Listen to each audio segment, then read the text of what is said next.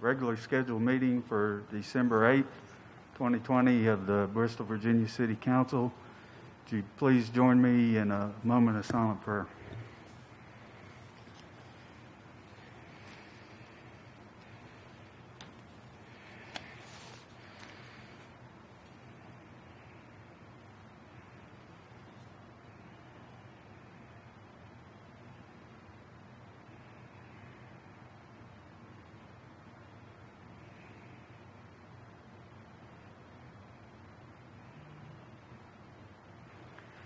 Would you please stand with me and recite the pledge? Pledge allegiance to the flag of the United States of America and to the republic for which it stands, one nation, under God, indivisible, with liberty and justice for all. All right. Appreciate those that came out tonight on a cold evening. First thing, just to let the record reflect that Councilman Mumpower is joining us electronically via telephone. So he is here participating, although not in person. And Mayor and Councilman Mumpower, if you can, just so that we comply with the code, state the reason why you're on the phone electronically tonight. Yeah, I'm due to the recent COVID increases in the region, and I'm afraid that a mandatory lockdown will occur, which could interfere with my business. Thank you. Okay. All right. A few things here during the mayor's minute. First, traditionally, this time of year, we would have had last week the tree lighting and the Christmas parade, and unfortunately, we couldn't have those events for the public. However, I think Mr. Christian has a brief video share with the audience and those tuning in about the tree lighting.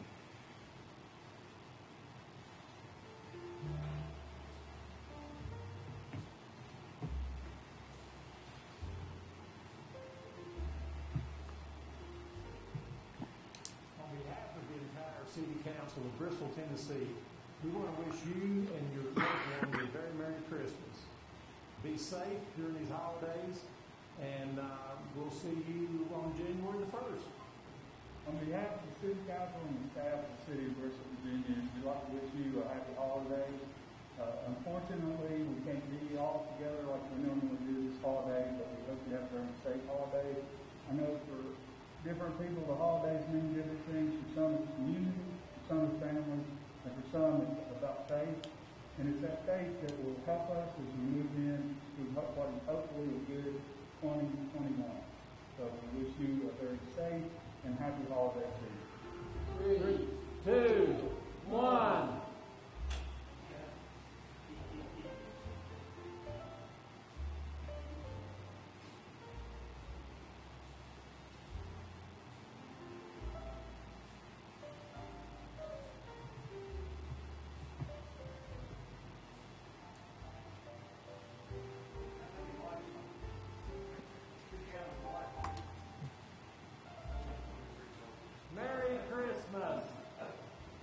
Bristol's annual Christmas tree lighting typically brings together over 1,000 members of the community and showcases the nearly 50-foot Norwegian spruce and its younger counterpart, a 25-foot Douglas fir, decorated with more than 30,000 of warm white Christmas lights for a joyous display in downtown.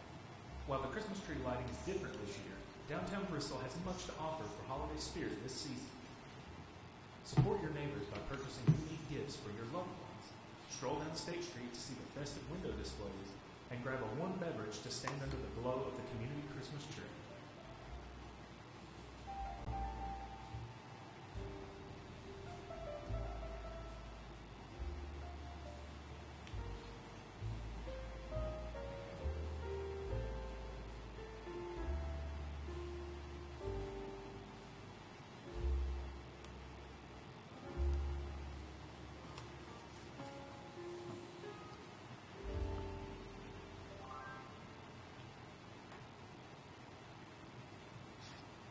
So, again, while we couldn't have that event for the community, I think that's online. People can see it. Appreciate Believe in Bristol doing that. Mr. Christian, the city staff, and helping get the tree ready. And even though she's not here, Miss Marnie for all she's done over the years to get this tree lighting. I know if anyone's been involved over the years, it's been her. A couple other things in the mayor's minute. Like to thank Killian Duffy, Boy Scout Troop 8. If you walked in, you see some of the landscaping outside. That's part of an Eagle project, and we appreciate the Boy Scouts and him working on that. And I also saw another Eagle Scout project, Christian Stevens, made benches for the resting tree cemetery up next to Sugar Hollow. So we appreciate those Boy Scouts helping improve our city with those projects. As many of you know, and I think the city manager may add a little more to this, but as I mentioned last time, the real estate assessments came out in the mail, and I would encourage anyone who received one, if they don't think that their assessment is fair, there's a process by which you can appeal, and I would encourage you to do that. Unfortunately, due to COVID, the appeals process this year will not be in person, so you'll have to do that either, I think, by mail or email, but the information is on the assessment. And the deadline for that is, I believe, the 24th of December. And then finally, just to remind people, as cases and things, we get into the holidays and things get worse, please try to keep our community safe, our businesses open, our schools open, by wearing a mask when you're indoors, social distancing, washing your hands. And if you're sick, don't stay at home. We want to keep our community safe, our businesses open, and our children in school as much as possible. So that's all I had. If anybody else has anything.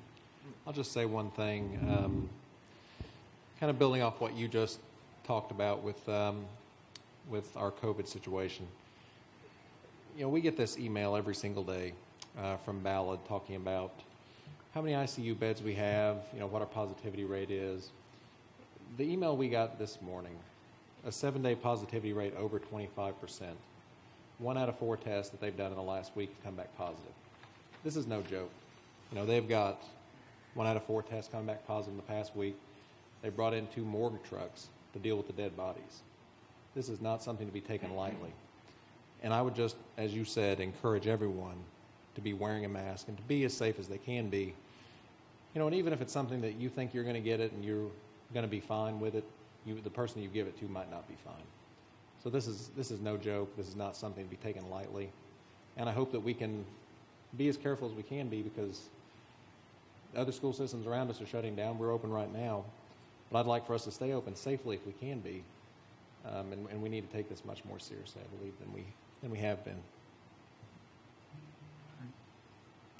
Anybody else? Mr. City Manager, comment? Sure, I do have a couple of comments.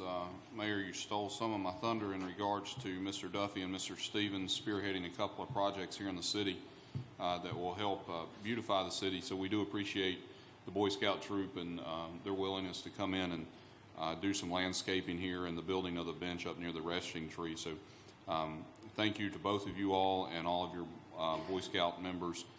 We really appreciate that, and we'll be more than willing to work with you all in the future as well. For some reason earlier today, I could not see the video that we played here tonight, but it's sad that we could not all get together to start the holiday season at our Christmas tree lighting that we have done for so many years in the past here in Bristol, but that's simply because of COVID. And we were fortunate in our area that we did not have a significant number of COVID-19 cases for an extended period of time like other places of the country faced. But at this point in time, we are in the throes of the pandemic that has alarmed our local health departments. to the point that they are making recommendations for us to do things differently in order to stop the spread of COVID. So I would encourage everyone to physically distance, wear a mask, practice good hygiene, and do everything that we can to slow the spread of COVID-19. We are on the cusp of vaccines being distributed across the United States, which will help slow the spread of COVID-19, but we still have work to do. And as Councilman Osborne just said, you know, COVID-19 may impact each one of us differently, and we know it does. It could potentially end up killing me, but only having someone else have the sniffles. And it's the makeup of the virus is something that's trying to be understood so that we can have better treatments for it and better vaccines. But please, please, please, over the next several months, continue to wear your mask, continue to physically distance, and especially over the holiday season, take every precaution that you can. In regards to some other matters, I want to give a big thank you to our police and fire department. I think it was last Wednesday night, there was a terrible accident on Interstate 81. Traffic was diverted at exit 10 coming through our city and off of exit 7 in order to bypass the accident. All of our police officers were tied up directing traffic. Not only were our police officers tied up, but every firefighter in our city was tied up on the interstate battling that blaze. They did a terrific job, and VDOT as well. They came in and cleaned up the interstate quickly after everything was extinguished to get traffic moving. So our police and fire, they did a great job, and my hats go off to those guys. Over the weekend, the tax assessments came out, and I do know that many people have voiced their concerns online. We've had a few phone calls in regards to tax assessments. I also know council members have had phone calls in regards to tax assessment. And I'm not trying to place blame here. I'm trying to explain the process so that the public knows how this process works. One, the city council and city management do not play a role in the assessment process. By law, this process is conducted every 4 years. The Commissioner of the Revenue is in charge of this process, and the Commissioner of Revenue is an elected constitutional officer, and City Council does not control the Commissioner's office. With all that being said, the Commissioner of Revenue does not control the assessed value of the real estate either. Pursuant to Virginia Code 58.1-3250, the Commissioner of Revenue hires an outside firm to assess real estate tax values in accordance with Virginia Code Section 58.1-3201, which states real estate should be assessed at 100% of the fair market value.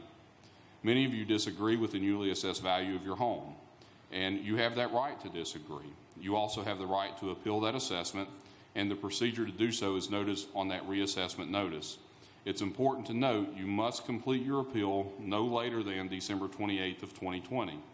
As the mayor mentioned a few moments ago, this process will not take place in person like it has over the past several years. This year, you have to send them a letter or send them an email. The assessments were conducted by Wampler Eanes Appraisal Group Limited. The firm's located in Delville, Virginia. The firm responded to a request for proposal that was solicited by the Mount Rogers Planning District Commission, of which Bristol is located. All counties and cities of the Mount Rogers Planning District Committee had the opportunity to join in the RFP process and interview prospective candidates to complete the assessment. The Commissioner of Revenue joined in this process as well. This process gave the Commissioner of Bristol and other jurisdictions in the Mount Rogers Planning District Committee more bargaining power by joining forces to command a better price and better services for the chosen firm to complete the assessment. And during the budget process of this upcoming year, the City Council and City Management will review our current tax rate compared to the new assessed values. 4 years ago, the Council adjusted the tax rate downward so citizens would not pay more in taxes. While I cannot speak for Council this year, I would anticipate Council and Management will review the tax rate again in March or April of 2021. Once again, if you disagree with this assessment, please follow the procedure on the notice you received in the mail. Calling the Commissioner of Revenue will not change your assessed value. You must file an appeal as described on the notice. Thank you, Mr. Reed. We have a sign-up sheet? Yes.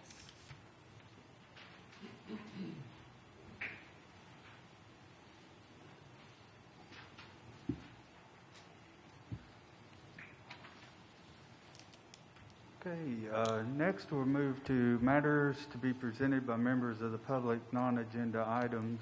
And first, we'll let our Director of Elections, Ms. Lindberg, who want to speak.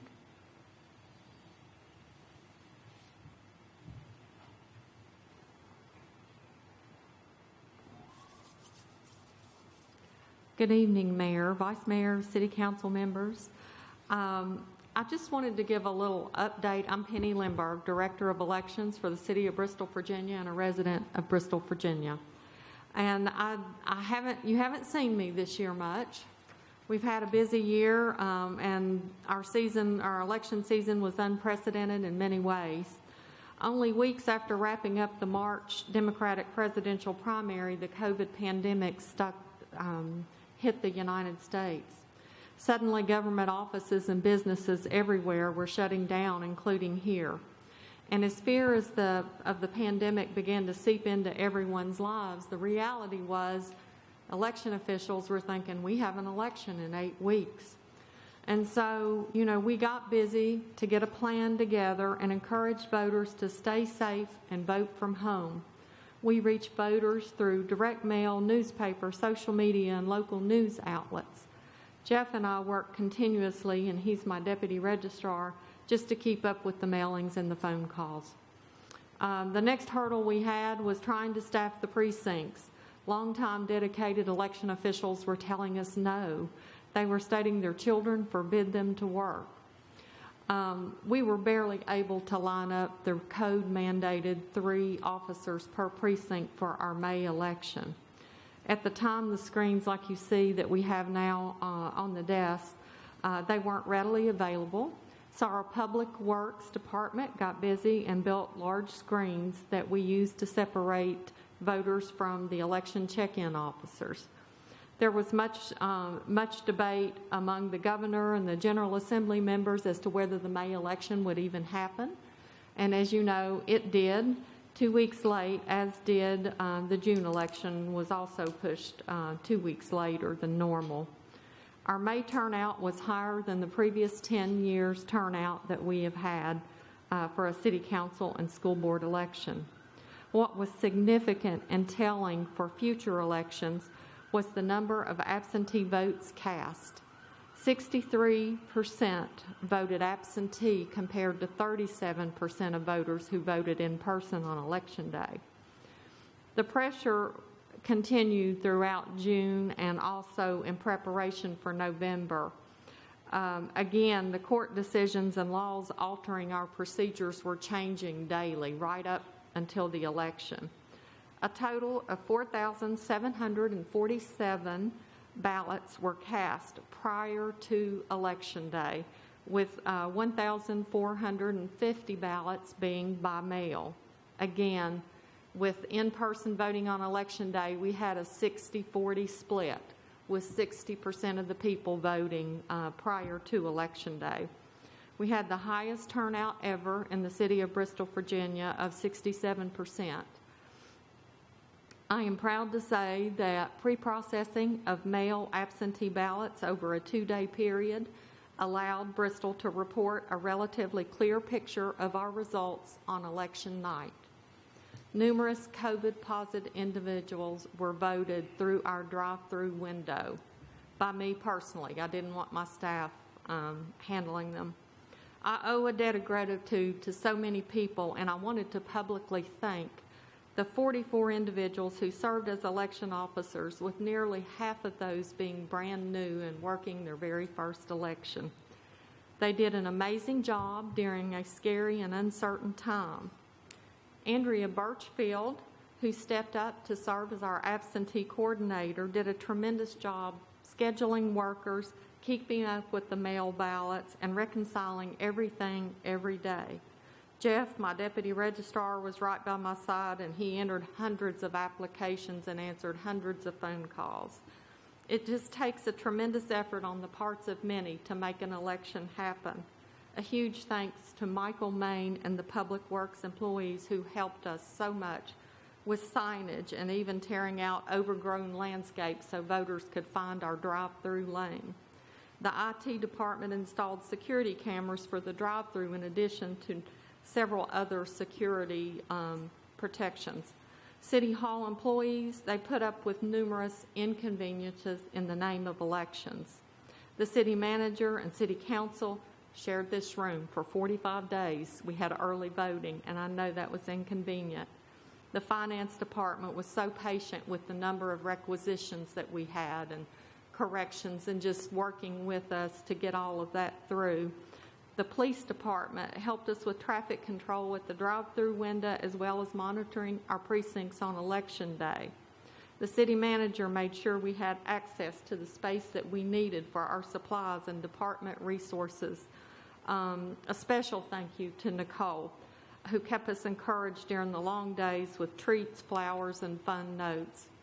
When you've worked a 15-hour day, that means a lot that somebody stops to do that. School superintendent, Mr. Perigin, allowed us to use the school board office for social distance training when City Hall was closed down for cleaning. So I appreciate that. And also a big thank you to the principals at Virginia High, Van Pelt, and the members of First Free Will Church, where we have voting precincts too. Numerous requests above normal were made, and they accommodated every one of those. I am thankful to my electoral board for attending more meetings than they've ever attended before in a year's time and being supportive during a stress-filled time.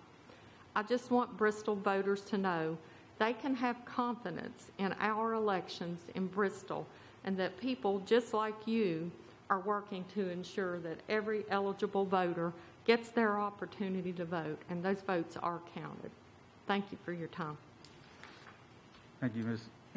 Thank you, Ms. Lindberg. And as I've said on numerous occasions up here, I want to thank you, your staff, the electoral board, everyone you mentioned. I mean, it took a lot of people, and what has amazed me through all this is how you are very flexible and very creative to allow people to vote in a safe, secure way to exercise their rights. So thank you. Thank you.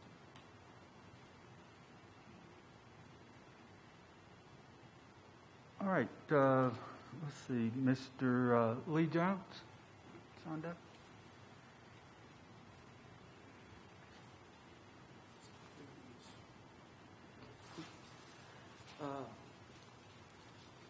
I appreciate the opportunity to speak this evening to everyone, ladies and gentlemen. And you've talked a lot already about the assessment, and that's not really why I'm here, although it's good that you brought that out and all that, the process and so forth. I guess I'm speaking personally for myself, but I'm sure there's a lot of other people in the same position that I'm in. I was quite taken aback when I received my assessment. I happen to have two properties. One was assessed 44% higher. The other was assessed 39% higher. Now, I don't mind paying my fair share of taxes, and I will appeal to the company, and hopefully they will adjust it. I don't know if they will or not. But the biggest thing that I think that can be done for the people of Bristol, and I'm speaking for myself as well as them, is the tax rate to be adjusted to meet us as taxpayers halfway in being able to pay our taxes. My one tax rate of 44% was a $70,000 increase in my home. I don't know where that amount came from. I have no idea. But that's a substantial increase if the tax rate stays where it is, as well as my other property. It was pretty close to that. So I'm basically here to implore you guys to talk amongst yourself and see if there's a possibility that you can lower our tax rate. Now, if it's a nickel, it's a dime, whatever, to help us out until the casino can get going, and maybe that will allow us to have more of even a better tax break. I don't know. That remains to be seen. But I think if something can be done for the next year, some sort of a break. I don't mind paying taxes. I think an increase every year or whatever, every 4 years is to meet inflation or however that works is not a problem, at least not with me. But that kind of a jump was just a shocking thing for me. And from what I've talked with some friends and neighbors and so forth, they were kind of hit the same way. So I'm just here to kind of speak for myself and the people of Bristol to see if there's something that can be done this year or this coming year for some kind of a tax break, and hopefully allow the people here that are retirement people that live on fixed incomes and so forth, that's going to be, it might be tough for them to come up with an extra $100 or $200 or whatever it may be to pay their tax bill. So that's all I have to say, and thank you for the opportunity. Thank you, Mr. Jones. That's all that had signed up. If there's anyone else that would like to speak, you can go ahead. All right. If there's nobody else, we'll move to item D, adoption of the agenda. I move for the adoption of the agenda with one exception. I would like to strike item F, the closed session. Second. We want to change the consent agenda. Oh, I do. Let me amend my motion. So strike item F, the closed session. And also number 4 on the consent agenda, I would ask that we vote for each of the 3 meeting minute approvals separately. Second. Okay. I have a motion and a second. Clerk, call roll. Farnham. Yes. Mumpower. Yeah. Osborne. Yes. Wingard. Yes. Hartley. Yes. All right. So item F is stricken. We'll move to the regular agenda. Item number 1, appointment to the Virginia Highlands Community College Board. I would be happy to make a motion to appoint Don Ashley to replace Catherine Wilhart on the Virginia Highlands Community College Board. Second. Okay. Have a motion and a second. Clerk, call roll. Farnham. Yes. Mumpower. Yeah. Osborne. Yes. Wingard. Yes. Hartley. Yes. All right. Item number 2, 2020 leaf collector lease. Staff report.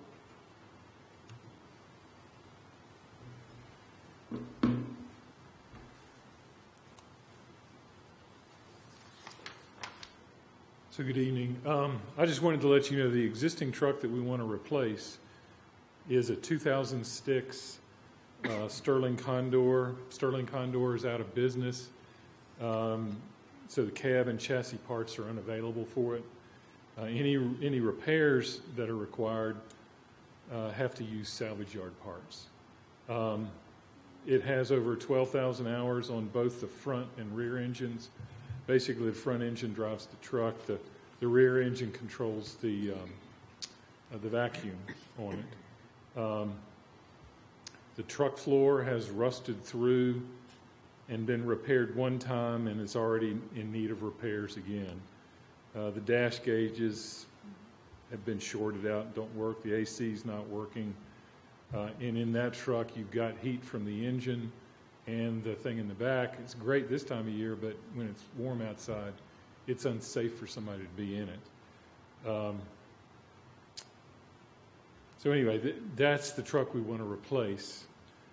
Just to give you an idea, too, the primary leaf truck, the one that's in good shape, if you will, is a 2010 Peterbilt that has 8,800 hours on the front engine.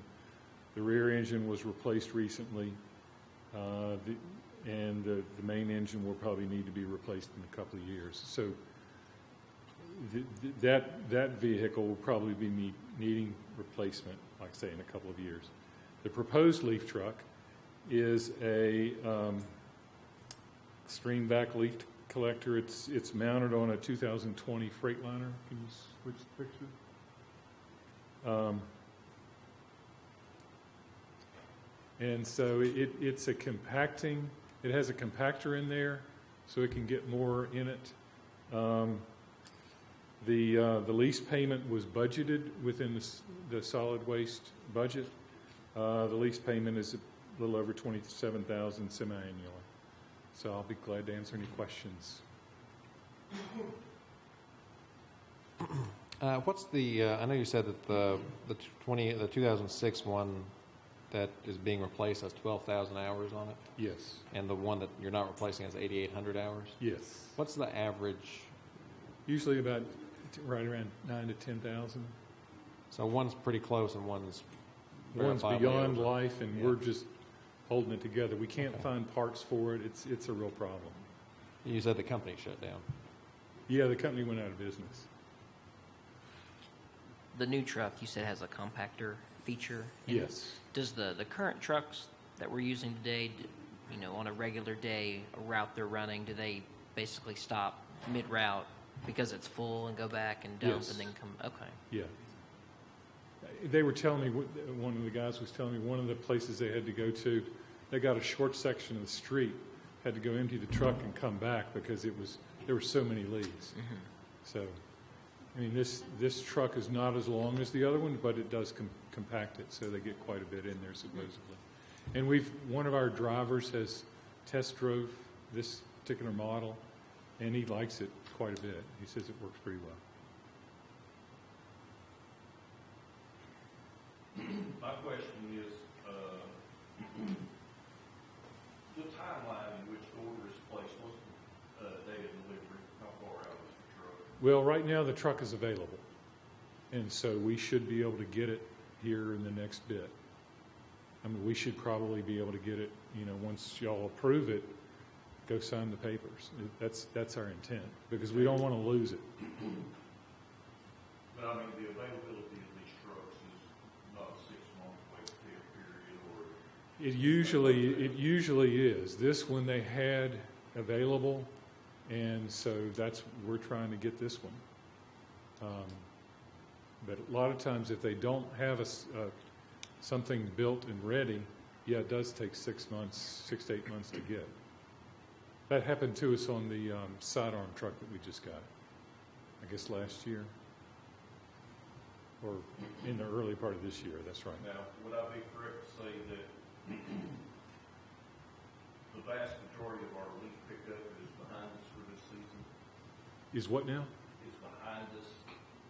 Yeah, the majority of it is over. That's correct. So, the order of the truck right now, these trucks are going to be sitting here within the next 60 days. They'll be sitting for another 6 or 8 months before they're brought back out. Well, they'll be used in the spring for grass pickup. Okay. And then people are still putting leaves out, so it's not. I mean, I know Brad. I'm just going to be honest, I'm a little hesitant to order, a vehicle like this that's not used on a daily basis like a trash truck or, a long arm, brush truck. Those are used every day. And, the big comments and everything that was made during the opening of council tonight is the concerns with COVID. And I was concerned months ago about the impact it was going to have going into the winter because I felt like that, Bristol would be hit its hardest in the country in the winter during the flu season and all of that. And here, we're pretty hard. We don't know the end results of this COVID crisis and the effect it's going to have on this city. And I'd like to somehow figure out a way to postpone ordering this for a couple of months till we can see exactly what kind of impact we're going to have. Because we're talking about $250,000 plus with payments exceeding $50,000 a year. And if we can postpone that and see where we're at in 30, 60, 90 days to see how hard the city's going to be hit and our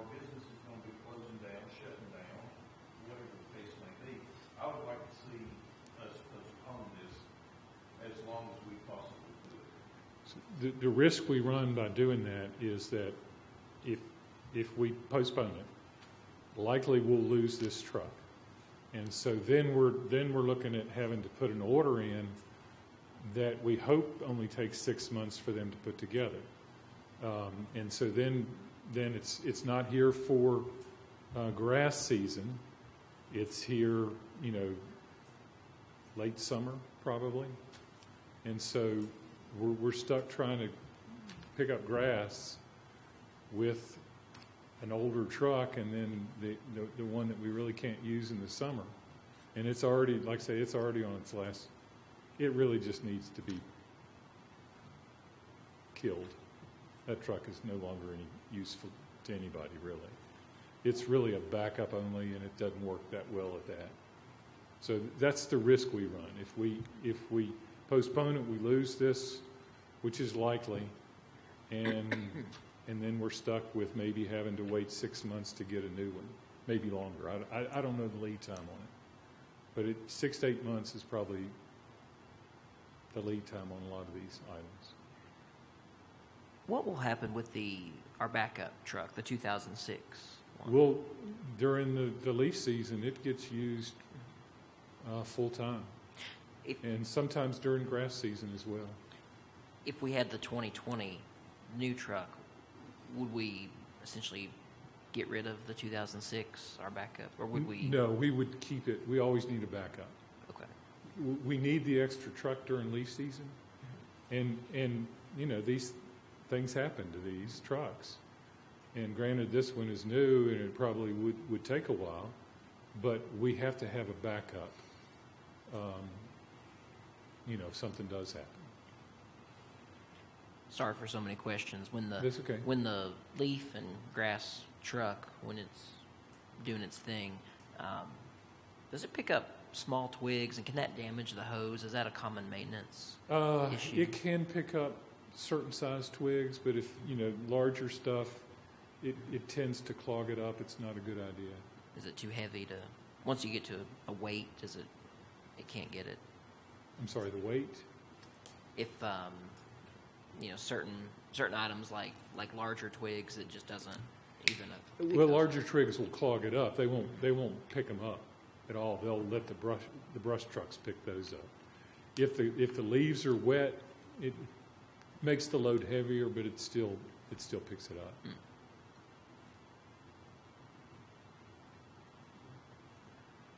All right. Any more? Can we ask the commission what the cash price would be? No, it was budgeted in the solid waste budget, so we were expecting to do the lease.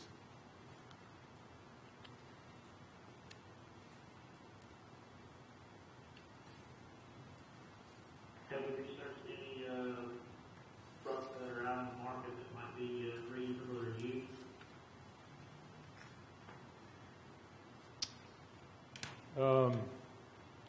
I believe we did look. Most of those are older ones that just create more problems for us.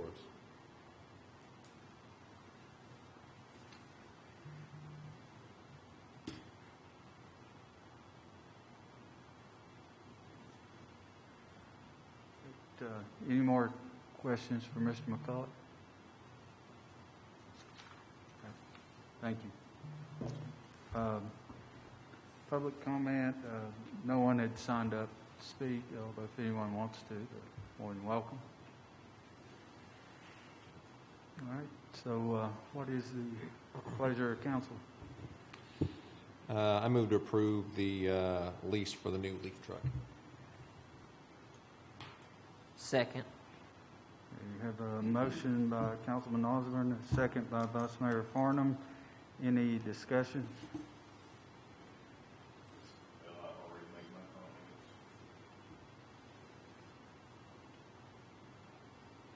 It doesn't appear to me there was enough financial analysis done. I'm confused on why we wouldn't do a think versus buy, but we do a cash analysis.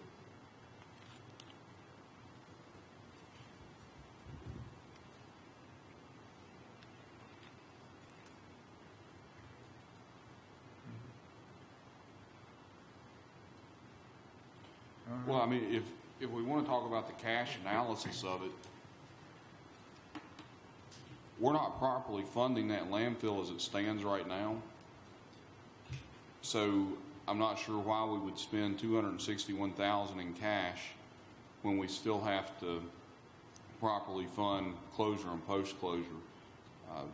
You know, this is something that was discussed throughout the budget process last spring, and you know, the lease payment is the best solution right now for the solid waste disposal fund. In regards to Mr. Wingard's concerns, the solid waste disposal fund is not impacted by the general fund revenue. Those funds are, these are paid for through the collection fees and the tipping fees at the landfill. So it's, the fees are a little more stable. The revenue is more stable at the landfill than your typical general fund revenues are.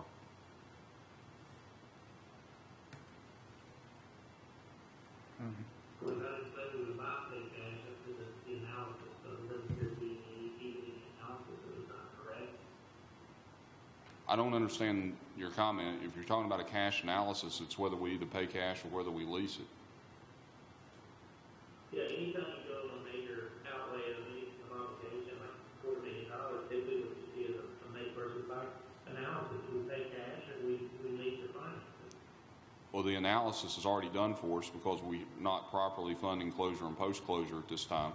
And until we can fund closure and post-closure, putting $261,000 in cash in a piece of equipment's not the most prudent thing for us to do. And I think Moody's and S&P has even alluded to that in some of their rating comments, that we have to get the solid waste disposal fund sufficiently funded.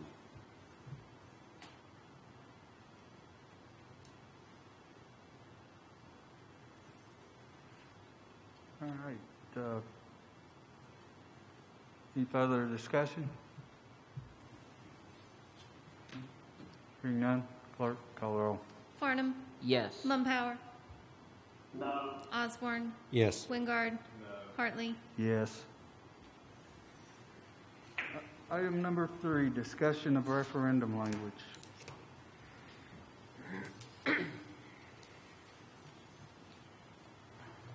Council, this is a follow-up discussion in regards to referendum language that we discussed, I think, in late October, first part of November. I've only got 2 slides, and after this slide, Gene, if you can click on that link.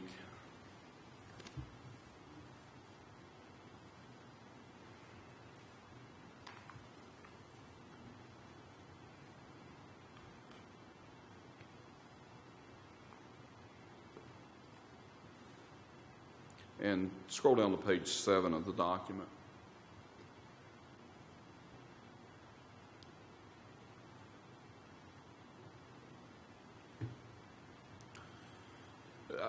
Council, this is the debt section of our financial policies. In this section, we talk about tax anticipation notes, which we have not had in our ordinance since 2018. I don't know if I hit that or... We've also mentioned letters of credit that states that we may enter into a letter of credit when it's deemed prudent and advantageous. We have lease purchase obligations outlined, which shall be considered alternative to a long-term master lease obligation, shall be considered as an alternative to long-term vendor leases. Such debts shall be subject to an annual appropriation. We have to comply with the Virginia Constitution under the compliance with the legal requirements. And probably one of the most important, if not the most important, is our debt ratio policies. Gene, if you scroll down a little bit here. So here on the bottom of page 7, it discusses our debt ratio policies. And as you can see, our general obligation debt as a percentage of the assessed value, the ceiling should be at 5%. This ratio indicates the relationship between the city's debt and the total taxable value of real estate, real and personal property in the city. It is an important indicator of the city's ability to repay debt because property taxes are the primary concern of the city's of the city's revenues used to repay debt. A small ratio is an indication that the city will be better able to withstand possible future economic downturns and continue to meet debt obligations. Debt levels in excess of this ratio require a written action plan to be presented to City Council by the city manager annually that will address the excess debt and any new general obligation or moral obligation debt.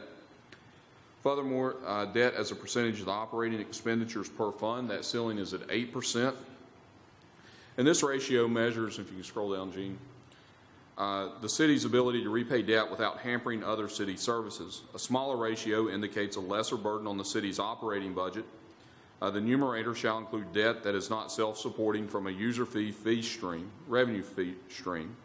A self-supporting revenue stream is defined as a revenue stream that provides coverage of all debt service obligations without general fund support to include tax assessment districts and funds supported by committed state revenues in support of such debt. Any long-term financing lease obligations which may be subject to annual appropriation by the city will also be included in the calculations of tax-supported debt service. Operating expenditures will consist of ongoing general and proprietary fund expenditures, including inter-fund transfers. We also discuss our long-term debt policy, and the city may use debt financing for capital projects and unusual equipment purchases under the following circumstances. When the projects included in the city's capital improvement program is generally in conformance with the city's comprehensive plan. When the project is not included in the city's capital improvement plan, but is an emerging critical need whose timing was not anticipated in the capital improvement program, or it is a project mandated immediately by state or federal requirements. C, when the project's useful life or the projected service life of the equipment will be equal to or exceed the term of the financing. And D, when there are designated revenues sufficient to service the debt, whether from project revenues, other specified and reserved resources, or infrastructure cost-sharing revenues. And then we have a list of factors that we follow when looking at those types of projects. There are many different types of debt instruments available. If you can scroll down, Gene. You have your general obligation bonds, your general obligations bonds sold to the Virginia Public School Authority for school capital projects, revenue bonds, certificates of participation, lease revenue bonds, and selected state pooled borrowing programs for utility revenue bonds, including those of the Virginia Resource Authority. The most important language here in this document is what's in bold, and this is every project that has caused the city heartache. That's the landfill and the falls. Under no circumstances is it recommended to issue long-term debt obligations for private enterprise projects where business plans and market risk play a significant role in the economic outcome of the project. The falls and the landfill meet that definition to a T. Everything that we have that the city decided to bet on in regards to the falls dealt with market risk and what was going to happen with that project. The same thing with the landfill, because you're going to have competition. The city didn't anticipate the competition that it had in regards to the landfill, and we can see exactly where that got us. So those are very important. So these policies lay out when the city should and should not borrow money. So how does this look? If you can pull up my PowerPoint, Gene.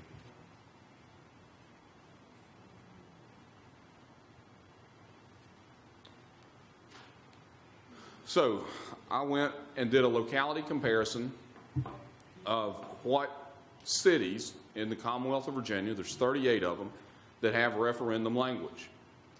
20 cities do not have any language that refers to a referendum. 10 cities discuss advisory referendums, which are not binding. Specifically, the city of Hampton, which I would consider that 10 and 9.5. And let me pull up Hampton here.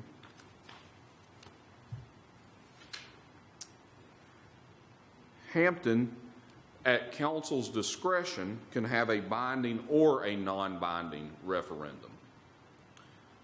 5 localities discuss a referendum by petition, and generally what that means is once a council passes an ordinance whether it's an ordinance for dog barking, whether it's an ordinance for borrowing money, or any other type of ordinance, the citizens have a time period, some as little as 10 days, some as long as 30 days, to file a petition in the circuit court for that locality based on a percentage of the number of votes either in the previous gubernatorial election or presidential election.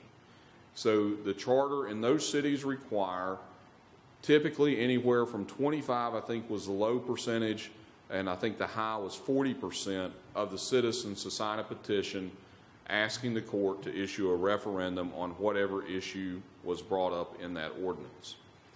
And then 3 localities have what I call binding referendums, but I also see Hampton and Hopewell. Hampton, I mentioned previously, is binding or non-binding depending on council's discretion. Hopewell is binding, but it exempts certain items, and those items are items which are not at market risk. Those are the items that you would typically expect cities to provide to the citizens. For example,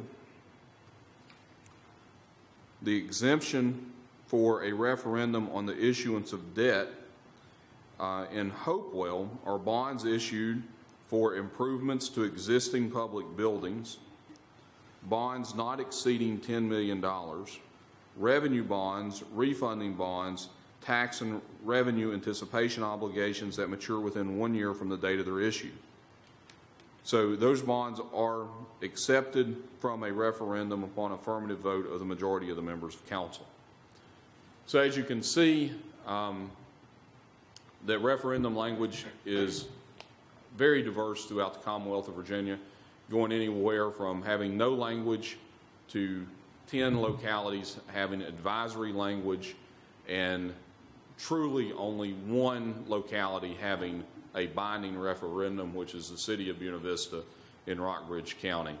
If you don't know Buena Vista, it's a very small city, and it is based on any debt that they issue. They have a binding referendum based on their previous year budget. I don't remember the exact words, but it's based on a yearly budget number that they have within their budget. I'll be more than happy to answer any questions at this time, and then I'll let you all discuss.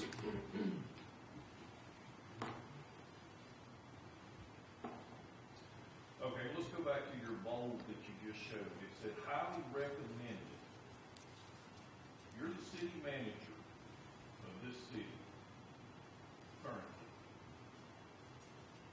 Do you feel like our financial policy is rock solid enough that 5 years from now, most likely the vast majority of us will not be here? Possibly you too may move on. May get fired. Are you confident that our policy is strong enough to pull the reins in to where this situation that the city is in right now is not going to happen again?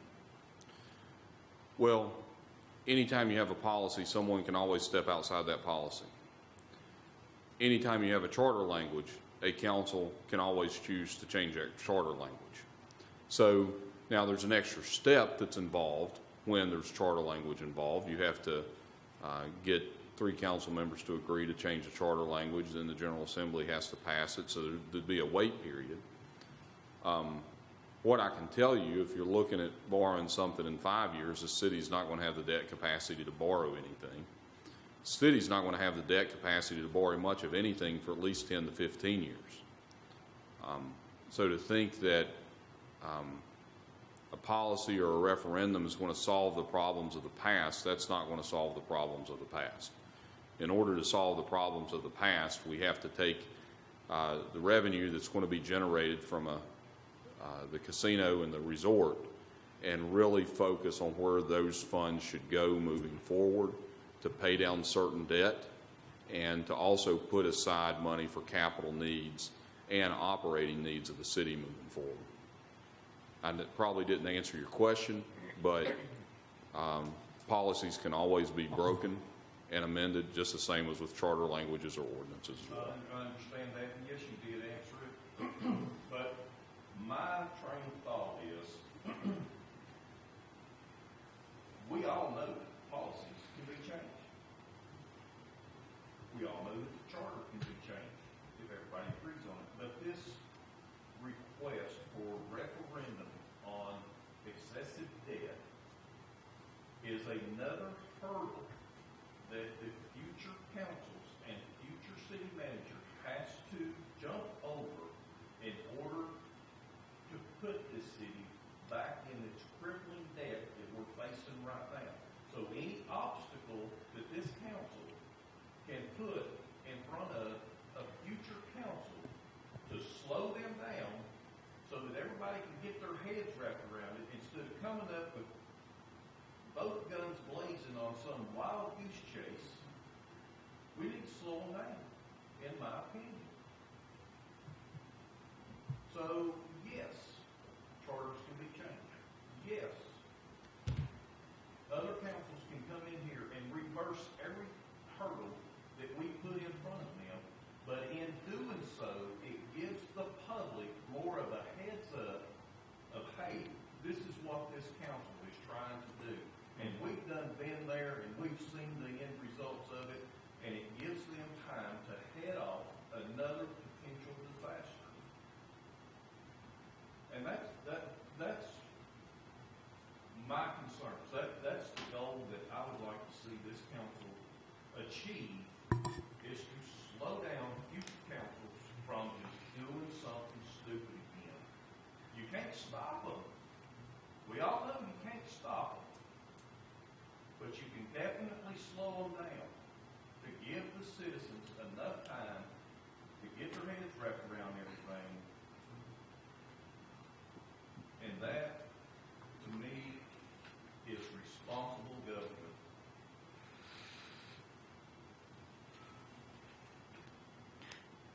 I've got a question, and it's along the lines of what you just answered, but I just want to make sure I'm wrapping my head around it the right way. So the way I'm thinking about it, let me set the scene. Okay, it's 20 years from now, and we've paid down all our debt, and there's all new people up here on city council, and there's new people down there where you all are. So Yeah, I won't be here in 20. So at that point, a group of people on council say, let's do this great project, another falls, another landfill. It'll probably work out okay. Let's borrow $100 million. So what we could do now is put in the referendum language where over a certain dollar amount, the council couldn't just borrow that money. It goes to a referendum where everyone in Bristol can vote. If it's a bad idea, hopefully people vote no. If it's a good idea, people vote yes. To try to protect the city in the future from another large instance of borrowing money and going into debt. But like what we were just talking about, so it's true that we could put that language in there, but in the future, that future council 20 years from now could say, well, we want to do it anyway, so let's just change the wording back where a referendum is not allowed, and then we're going to go ahead and do it anyway. So we're trying to protect the city, but essentially whoever is in office voting on things at that point in the future could finagle it around and essentially try to bypass the referendum. Yeah, I mean, they could exactly. But, you know, Mr. Wingard makes the point that it's another hurdle for people to cross if you go down that path. You know, and that's the important thing that, you know, citizens need to pay attention to moving forward. We need to be questioned about what we're doing and why we're doing something, and to be engaged. I mean, that's our purpose as serving as council members and as a city manager. Our goal is to serve the citizens of Bristol and their wants and their needs. More importantly, their needs more so than their wants, because sometimes their wants may not be exactly what the city needs. So it's important to have an engaged community and an informed community. So when decisions like this and ideas like this are being discussed, people can come down and ask intelligent questions and get intelligent answers. You know, taking your scenario 20 years from now, you'll still be a young man. I'll be on the verge of death. You know, and I appreciate every city manager in the past that's still around. They have not come down and put their nose in our business and give us their opinion. I really do appreciate that. I think that's a wise thing to do. But all of us here, we have lived the absolute worst of the worst when it comes to fiscal responsibility for a city. And we've done a good job of turning that ship around. And I can tell you 20 years from now, if any council or city management had an idea that is going to be a disservice to the citizens of Bristol, I'd be the first person here at this podium telling them the mistake that they're making. And I hope there would be others that have lived through what we're living through that would be here voicing that same concern as well. Well, I understand your comments there, and a lot of what you started off with is exactly true. The people do need to come down here and they need to voice their opinions. However, we all know that there was a certain individual when this landfill deal came about that made a public statement that we can't afford to do this, but we're going to do it anyway. There was no stopping them. They made their minds up and they pushed and ran this forward. Now, if it would have had to go to a referendum, we wouldn't have that pig on that deal. Just because they come down here and voice their opinions does not mean that councils listen to the people. And the only way that they truly have a voice is at that ballot box. So let me ask you a question. So, kind of feeding off of that scenario, say we do this, and you said that one option is a petition to petition something to be on the ballot. Say we work it out that we get something terrible on the ballot that we don't want to do, and it passes. And it's just a terrible idea, but it passes in a referendum. Then we're tied into doing it. Right. But in order to have that terrible idea on a ballot, pursuant to a petition, the council would have to pass an ordinance or a resolution and to say that we're going to do that, because that petition piece of that does not kick in until an ordinance is passed. Right. For example, let's talk about the falls. There was an ordinance to borrow money for the falls. $25 million initially, I think. At that time, once that ordinance is passed upon that second reading, a clock is going to start ticking, anywhere from 10 to 30 days, depending on each city's charter, for the citizens of that locality to gather enough signatures based on whatever their charter requires to file a petition in the circuit court for wherever the locality is located, in this case in Bristol, that asks the court to issue a referendum on that ordinance and as to whether or not that ordinance should take effect. So in the case of the falls, you would have had a referendum question that would have said something to the effect, shall the city of Bristol's ordinance authorizing the issuance of $25 million in general obligation debt for a project located in the Exit 5 area of the city of Bristol be approved or take effect? And then the voters would have, depending on the charter language, you'd have a referendum vote sometime. You'd want to do it quickly, with no later than 90 days. They would come out and vote and discuss that, or vote on it, and then that would be binding. So there is an opportunity for a terrible idea to be placed on a referendum, but that first step would be the council not having an ordinance for a terrible idea that it be placed out there. Right. So if I follow my line of thinking to its logical conclusion or illogical conclusion, whichever you prefer. So say some terrible idea comes up and we all know it's terrible, or whatever future council knows it's terrible. We say, well, we'll just send it to referendum anyway, because we don't want to vote it down. We'll just let the citizens vote it down. It could still get passed, and we could still be tied into it. Because there's no way of knowing what's going to happen when it's at the ballot box. To my mind, we're all 5 elected, and we all have a fiduciary responsibility to the city to be good stewards of tax money. And I know that's not been the case previously, but that's the case now. And unfortunately, we're tied into where you can't make any dumb decisions if we wanted to. So I don't know that we need to bog ourselves down with referendum language, whether it be something that's advisory or non-binding or whatever. I don't see the point in that, and I don't know that we need to handcuff ourselves with binding or petition referendum language. Let me flip your scenario on council. We have a public facility right now in this city that is over 50 years old, that has never been, maintenance has never been one of the major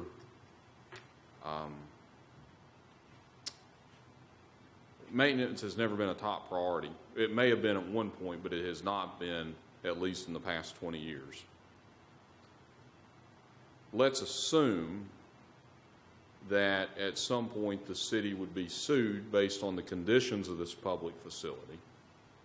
Let's assume that a city council says, we're not going to do anything to fix that facility. Let's assume a federal judge says, council, I respect your decision, but my order is as follows.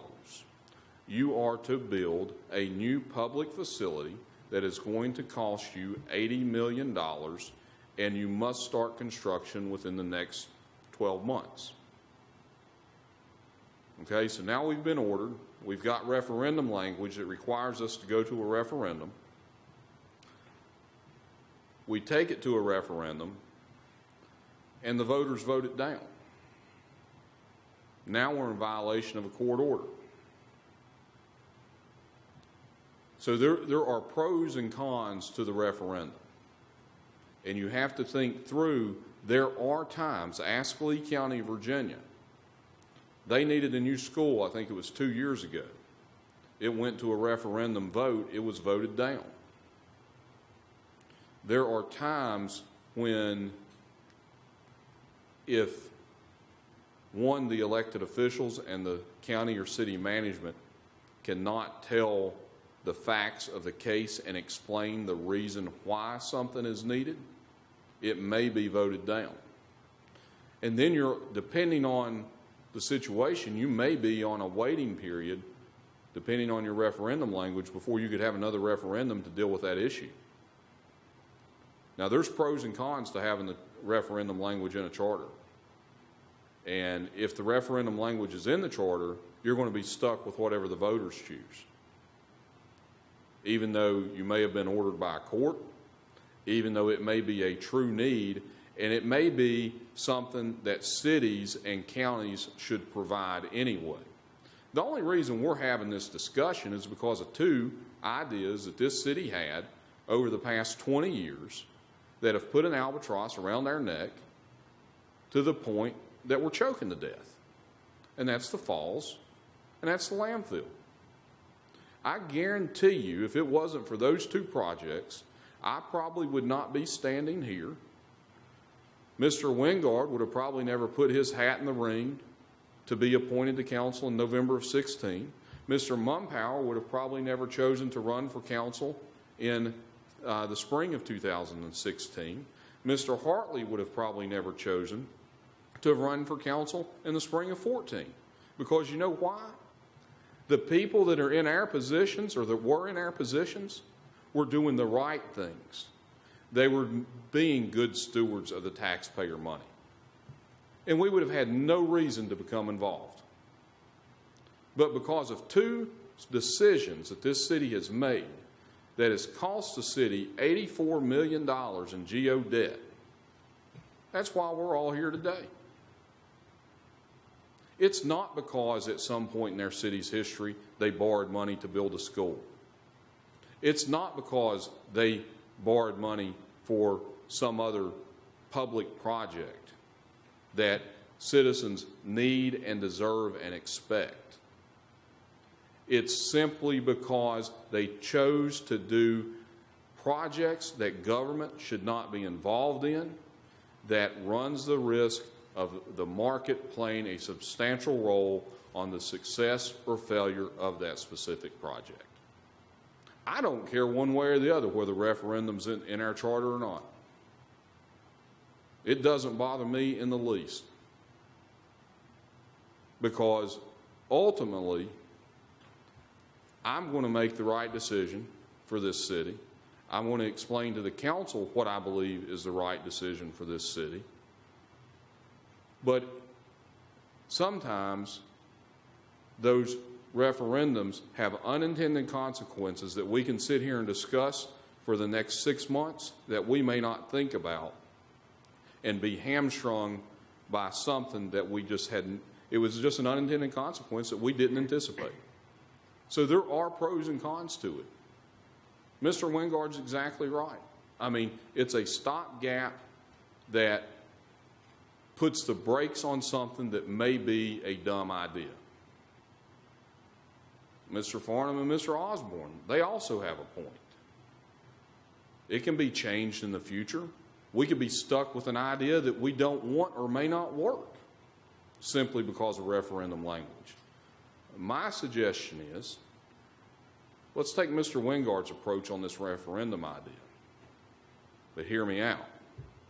Let's slow down and think about this process before we rush into a decision on what the charter should say in regards to a referendum.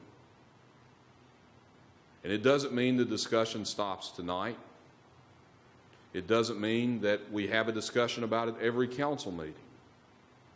But we know between now and next October, we need to have thoughtful discussions about how we want to move this forward. Because what we don't want to put on the backs of the people is an unintended consequence that is going to further hamstring the city simply because we weren't thinking forward enough. I would agree with that completely. I mean, one of the things, I think we've done a good job putting policies in place. I don't know necessarily that we need to go beyond that with a referendum, but I definitely am very concerned about if we were to do it, what the impact of that would be that we can't foresee. And just as you say, it's an obstacle to slow things down. It could be an obstacle to prevent things that need to happen from happening.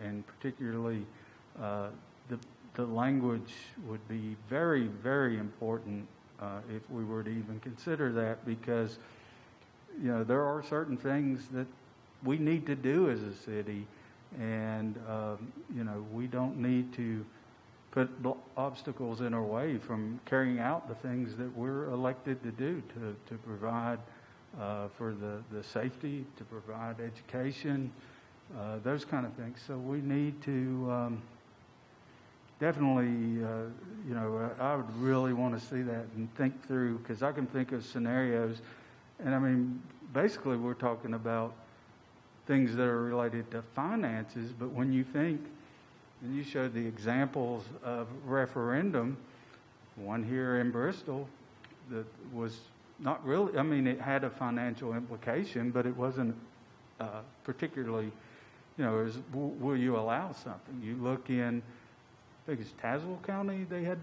a non-binding referendum about monuments. Yes. So, I mean, some of these things that go to a referendum aren't even financially related. It's about other issues as well.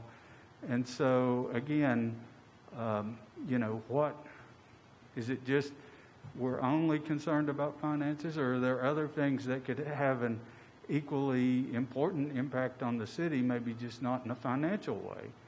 And so, how do you balance all that out? And like I say, I think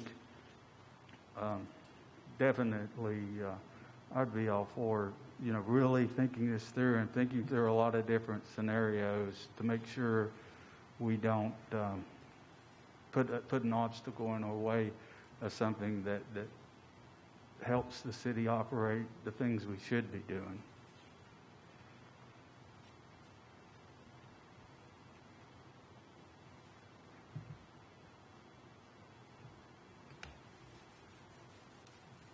All right, let's move on to item number 4. All right, with no further comment, we will move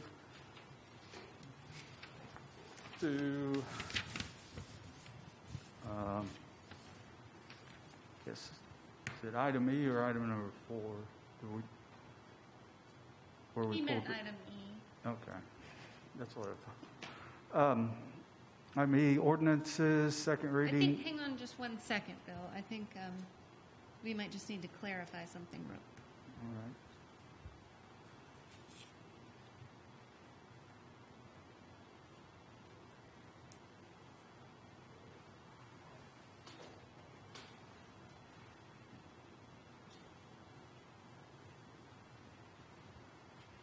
Council, just one housekeeping item. This was in regards to the leaf collector lease. I did not hear the language. Was that just a motion to approve the lease? How did you all say that? Do you remember? I made a motion to approve the lease for the leaf truck purchase. Yeah, I just want the record to reflect that lease is included in our minutes with U.S. Bancorp. And so just for the minutes to reflect the fact that the lease that Mr. Osborne had discussed is the lease that was listed in the public packet with U.S. Bancorp. And go ahead, Ms. Brown. That it is for the purchase of the 2020 Extreme Vac Collector as presented. Do I need to restate my motion? No, I think if we can just have the minutes reflect that, if anyone has any objection to that in regards to how that motion is read. Can you make sure, Clerk, the minutes reflect that? Okay.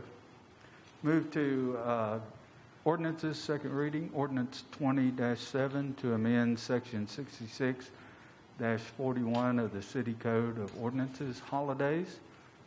Staff report. Council, this is a second reading to change the ordinance in regards to the city holidays. The city has its own schedule, and historically, the Commonwealth of Virginia either has some days off or does not have days off that the city has.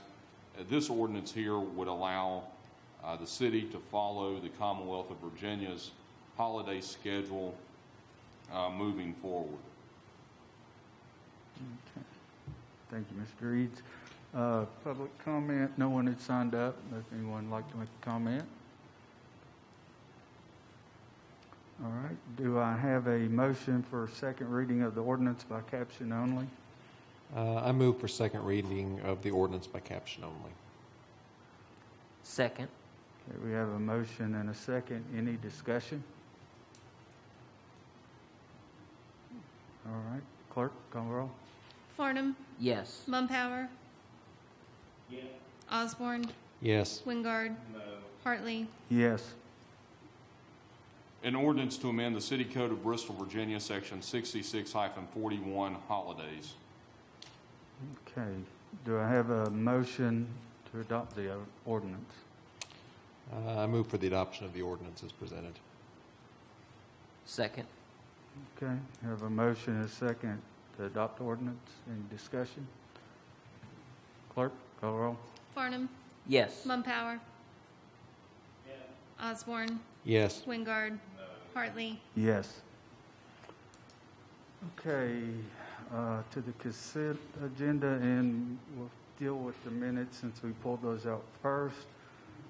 Do I have a motion to approve the minutes of the November 10th meeting? I move to approve. Second. Okay, we have a motion and a second. Clerk, call the roll. Farnum. Yes. Mumpower. Yes. Osborne. Yes. Wingard. Hartley. Yes. Okay, do I have a motion to approve the minutes of the November 24th meeting?